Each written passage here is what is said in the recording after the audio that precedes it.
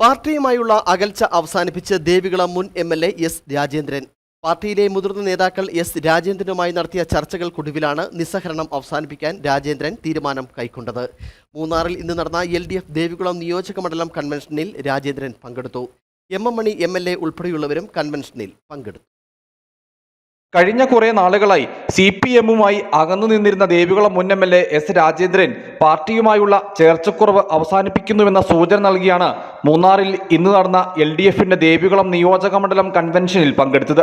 രാവിലെ 10:30-ഓടെ S Rajendran convention വേദിയിലെത്തി.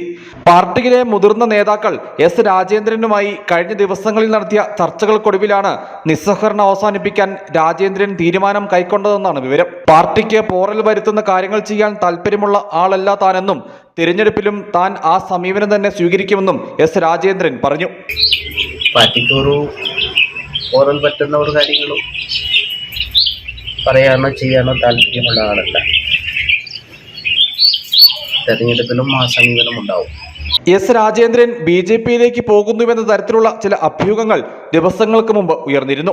തൊട്ടു പിന്നാലെ രാജേന്ദ്രൻ തന്നെ ഇക്കാര്യം നിഷേധിക്കുകയും അഭ്യൂഹങ്ങൾക്കെതിരെ വിശദീകരണം നൽകുകയും ചെയ്തിരുന്നു. പാർട്ടി അംഗത്വം പുതുക്കാൻ താല്പര്യമില്ലെന്ന് സൂചിപ്പിച്ച് രാജേന്ദ്രൻ വീണ്ടും രംഗത്തെത്തിയിരുന്നു. മറ്റൊരു പാർട്ടിയിലേക്ക് താൻ പോകുമെന്നതിന്റെ സൂചനയല്ല ഇതെന്നും ചില കാര്യങ്ങളിൽ തനിക്ക് നീതി ലഭ്യമായിട്ടില്ലെന്നുമായിരുന്നു വിഷയത്തിൽ രാജേന്ദ്രന്റെ പ്രതികരണം. ഇതിനുശേഷമാണിപ്പോൾ അകൽച്ച അവസാനിപ്പിച്ച് രാജേന്ദ്രൻ LDF-ന്റെ തിരഞ്ഞെടുപ്പ് വേദിയിലെത്തിയത്. കഴിഞ്ഞ നിയമസഭാ തെരഞ്ഞെടുപ്പിൽ ദേവികുളം മണ്ഡലത്തിൽ LDF സ്ഥാനാർത്ഥിയെ തോൽപ്പിക്കാൻ ശ്രമം നടത്തിയെന്ന ആരോപണം ഉയർന്നതിന് പിന്നാലെയായിരുന്നു എസ് രാജേന്ദ്രൻ പാർട്ടിയുമായി അകന്നത്. പാർട്ടി പിന്നീട് നടപടി സ്വീകരിക്കുകയും ചെയ്തിരുന്നു. ശേഷം ഉടുമ്പൻചോല MLA MM മണി ഉൾപ്പെടെയുള്ള നേതാക്കളുമായി രാജേന്ദ്രൻ പലതവണ വാക്പോരിലൂടെ കൊമ്പ് കോർത്തിരുന്നു. ദേവികുളം മണ്ഡലത്തിൽ 3 തവണ MLA ആയ ആളാണ് എസ് രാജേന്ദ്രൻ.